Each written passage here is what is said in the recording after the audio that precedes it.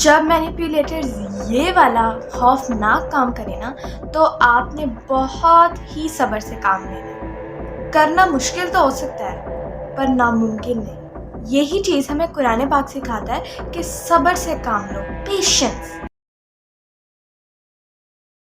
अस्सलाम वालेकुम, I am Nabika Batool. I am a Muslim inspirational speaker, trainer, coach and entrepreneur. कैसे हैं आप सब? मैं उम्मीद करती हूँ कि आप सब अल्लाह के फज़ल करम से बिल्कुल ठीक ठाक होंगे।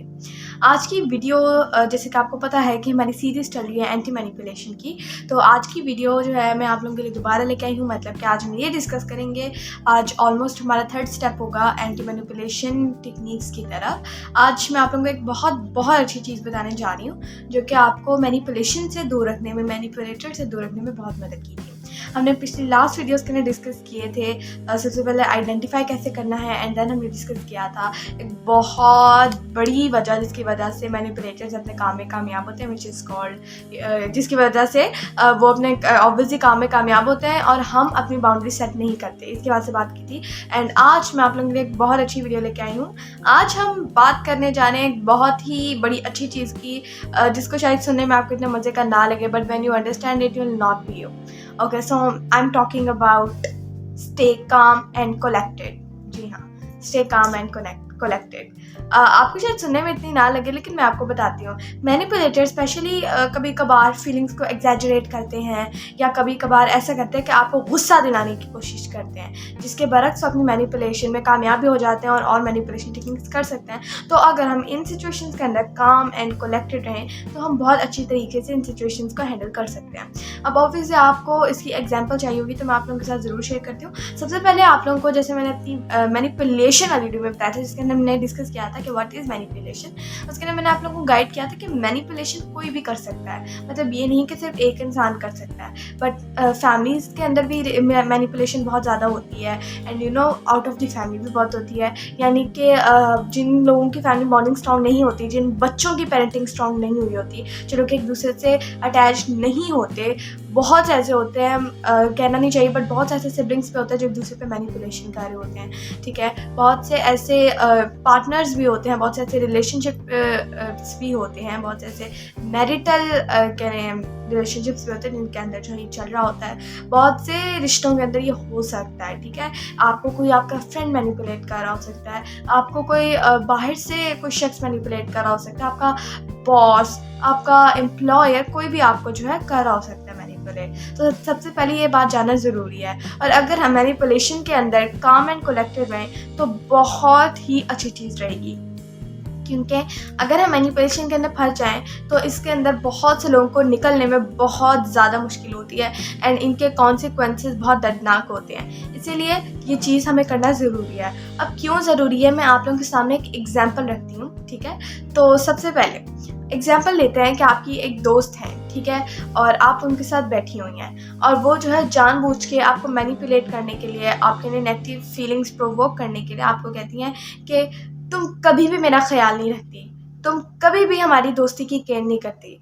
क्या मसला क्या है तुम्हारे साथ। ठीक है, तो आप अगर नॉर्मल इंसान को देखें तो वो इसके इगोइस्टिक जवाब देगा बकाया में कि ओ तुम्हें क्या लगता है मैं तुम्हारी केयर नहीं करती, मैं तुम्हारे लिए ये किया ये किया ये किया ये किया, या तुम्हें क्या लगता है सिर्फ मैं, सिर्फ तुम ही हो, मेरा कोई इमोशंस नहीं, ऐसे करके हम दे सकते हैं जवाब, जिसकी वजह से ऑब्वियसली जो आर्ग्यूमेंट्स हैं वो हीट अप होंगे एंड देन लड़ाई के चांसेस बहुत ज़्यादा बढ़ जाते हैं। अगर हम इन सिचुएशंस में काम एंड कलेक्टेड रहें तो बहुत मुमकिन चांसेस है कि हम उस सिचुएशन को विन कर जाएंगे। चाहे कैसे, मैं आपको बताती हूँ। लाइक अगर वही सिचुएशन हम दोबारा दोहराएं, आपके फ्रेंड ने आपको कुछ कहा कि तुम हमारी फ्रेंडशिप के बारे में बिल्कुल ख्याल नहीं करती, तुम्हें मेरा कोई ख्याल नहीं है, तो आप बकाया में ऐसा एक वाइज बंदे की तरह जवाब भी दे सकते हैं कि I think you are upset right now, I think कि आपके साथ कुछ बुरा हुआ है, आप थोड़ी सी अपसेट हैं, इसीलिए आप ऐसी बातें बोल रही हैं। ऐसे क्या होगा, हम अगर मैनिपुलेटर को ही उसका सर घुमा देंगे, ऑब्वियसली अगला बंदा एक्सपेक्ट कर रहा होता है कि आगे से मुझे कोई करारा जवाब देगी या इसके इमोशन जो है वो मैं प्रोवोक कर दूंगा, नेगेटिव इमोशन, या इसके जो है बिल्कुल गर्म हो जाएगी। ठीक है, हम जो मैनिपुलेटर होता है वो आगे से ऐसे सोचा होता है, लेकिन जब हम उसको शॉक कर दें, हम उसके बरक्स जवाब दें ना, तो वो जो है बहुत मुमकिन चांसेस होते हैं कि वो सिचुएशन आगे ना बढ़ पाए। क्योंकि आप देखें, अगर आप काउंटर जवाब में उसी को ही और बुरा भला कहें तो वो भी आपको आगे से और बुरा भला कहेगा। बट अगर आप सिचुएशन को नॉर्मल कर दें, ठंडा कर लें, तो उसके पास कोई जवाब नहीं बनता कि वो आगे से बोले। अब हमें काम एंड कलेक्टेड रहने की क्यों ज़रूरत है? क्योंकि जो मैनिपुलेटर्स होते हैं ना, वो रिलाई करते हैं आपके इमोशनल रिस्पॉन्स के ऊपर। जी हाँ, और उसी के हवाले से वो अपनी सिचुएशन को लीड करते हैं, यानी कि वो उसी हवाले से फिर अपनी टेक्निक्स इस्तेमाल करते हैं। तो अगर आपका इमोशनल रिस्पॉन्स ही ड्रामेटिक नहीं होगा या आपका इमोशनल रिस्पॉन्स ही उनके एक्सपेक्टेशंस के मुताबिक नहीं होगा और आप उन्हीं को शॉक दे देंगे, तो ये मैनिपुलेशन जो है बहुत ज़्यादा जो है मुमकिन चांसेस है कि ये ख़त्म हो जाएगी यहाँ पे। अगर आप उसके बरक्स उसी को ही उल्टा जवाब दिए जाओ, वो आगे लड़ाई कंटिन्यू ही नहीं कर सकता। आप जो है एक और जवाब ये भी दे सकते हो, अगर वो आपको आगे से कह रही है कि मुझे नहीं लगता तुम हमारी फ्रेंडशिप के बारे में केयर करती हो, तुमने एक बार भी सोचा ये वो, तो आप इसको एक काम वे के अंदर जो है ना, इस सिचुएशन को जो है यहाँ पे रोक सकते हैं। आई थिंक आप इस वक्त अपसेट हैं। मैं बहुत केयर करती हूँ हमारी रिलेशनशिप के ऊपर, बट कभी कभार मेरे पे जिम्मेदारियाँ होती हैं ना, तो इस वजह से तो आप जो इसको काम रखो सिचुएशन को, ठीक है, इसको इस मामले को एग्जैजरेट होने ही मत दो, ठीक है, इसको आगे बढ़ने ही मत दो, क्योंकि हमेशा याद रखिएगा कि मैनिपुलेटर्स आपकी इमोशनल रिस्पॉन्स के ऊपर रिलाई करते हैं। जैसा आपका इमोशनल रिस्पॉन्स होगा, अगर काम एंड कलेक्टेड होगा तो ऑब्वियसली मैनिपुलेशन कैसे आगे बढ़ेगी। बट अगर आपका जो रिस्पॉन्स होगा वो काम एंड कलेक्टेड नहीं होगा तो आप मैनिपुलेट हो जाएंगे, ठीक है। तो इसको रोकने के लिए ये बहुत अच्छी चीज़ है। जैसे कि एक कोट है कैथरीन पेल्सिफाई का, ये मेरे पास पढ़ा हुआ, मैं आपको पढ़ के सुनाती हूँ। It's one of the best lessons you can learn, जो one of the best lessons है आप सीख सकते हैं, ठीक है। वो क्या है?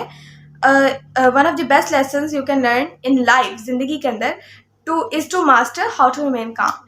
यानी कि वो ये कहने की कोशिश कर रही हैं इसके अंदर, वो ये कह रही हैं कि आप अपनी ज़िंदगी के अंदर एक one of the best lesson जो सीख सकते हैं वो ये है कि, यानी कि सीख सकते हैं या मास्टर कर सकते हैं, वो ये है कि आपने नॉर्मल कैसे रहना है या काम कैसे रहना है। जी हाँ, और इसमें कोई शक नहीं है, नॉर्मली लोगों को अपने ही इमोशंस के ऊपर कंट्रोल नहीं होता, दे नॉट इमोशनली इंडिपेंडेंट, वो अपने इमोशंस पे डिपेंडेंट होते हैं। जहाँ उनके इमोशंस उनको लीड करते हैं वो वहीं जाते रहते हैं। अगर उनको गुस्सा आ गया तो वह गुस्से से बोल दिया, बल्कि वो अपने गुस्से को कंट्रोल करना नहीं जानते, ठीक है। तो हमें जो है ना ये कह लें सीखना होगा कि हाउ टू स्टे काम, और ये हमें बहुत सी सिचुएशन में हेल्प करेगी, लड़ाइयाँ ख़त्म करने में हेल्प करेगी, मैनिपुलेटर्स से, एक्टिविस्ट से दूर रखने में हमें हेल्प करेगी, और अपनी ज़िंदगी के अंदर हमें बहुत सी चीज़ें सब्र से लेने में काम करेंगी। और यकीन कीजिए कि जितनी भी बातें हैं ना, ये मैटर साइंटिफिकली करती हैं, ठीक है। मतलब मैं ये कहना चाह रही हूँ कि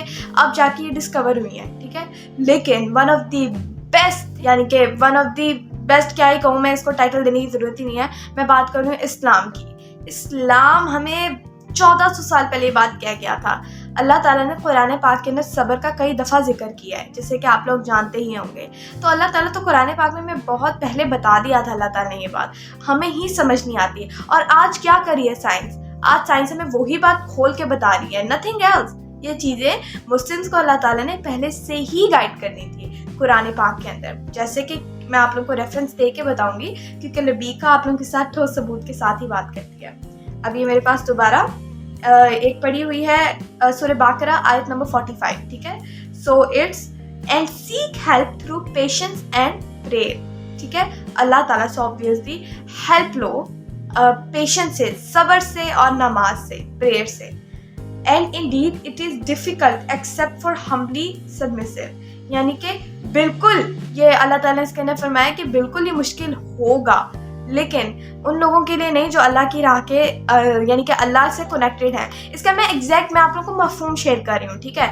मैं आप लोगों को एग्जैक्ट जो है ना मैं आपको बताती हूँ। आप जाइए सूरह बकरा आयत नंबर 45 के अंदर, आप ये पढ़ सकते हैं, ठीक है। मैंने आपको उन लोगों के साथ ये मफहूम शेयर किया इसका।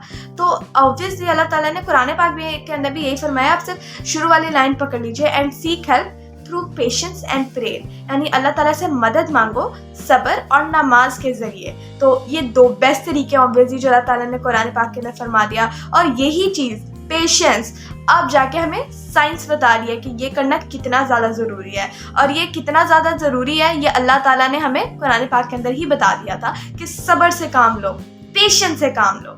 और ये जो है मतलब इसकी बेस्ट एग्जाम्पल अगर देख लिया जाए तो ऑब्वियसली नन अदर देन हज़रत मोहम्मद सल्लल्लाहु अलैहि वसल्लम। जी हाँ, तो अगर हम इस्लाम के मॉडल को देख लें तो वो तो हमें हर चीज़ का सलूशन लेके गया है। इस्लाम के अंदर हर चीज़ का सलूशन मौजूद है, बट हम ही उसके ऊपर फोकस नहीं करते, जो कि हमारी बदकिस्मती है।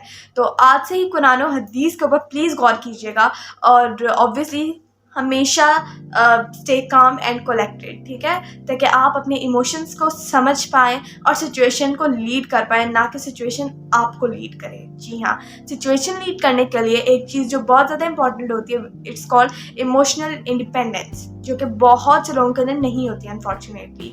जहाँ भी उन्हें गुस्सा आता है वो गुस्सा कर देते हैं, जहाँ भी उन्हें रोना आता है वो रो देते हैं, ठीक है। मतलब मैं ये कहना चाह रही हूँ कि कम से कम आपको अपने इमोशंस के ऊपर जो है पता होना चाहिए कि कैसे मैंने उन्हें कंट्रोल करना है, कहाँ मैंने कंट्रोल करना है, ठीक है। ये आप लोगों को चीज़ें पता होना चाहिए और यही चीज़ें फिर आपको हेल्प करती हैं मैनिपुलेटर्स, एक्टिविस्ट या ऐसे लोग जो आपकी ज़िंदगी तबाह करने आए होते हैं, उन लोगों से बचने के लिए। आई होप आपको मेरी वीडियो पसंद आई होगी एंड अगर पसंद ना भी आई हो तो कोई बात नहीं, क्योंकि ये जो है ये हमारी सोसाइटी का या हमारी ज़िंदगियों का कड़वा सच है जिसको हम नहीं सुनना चाहते।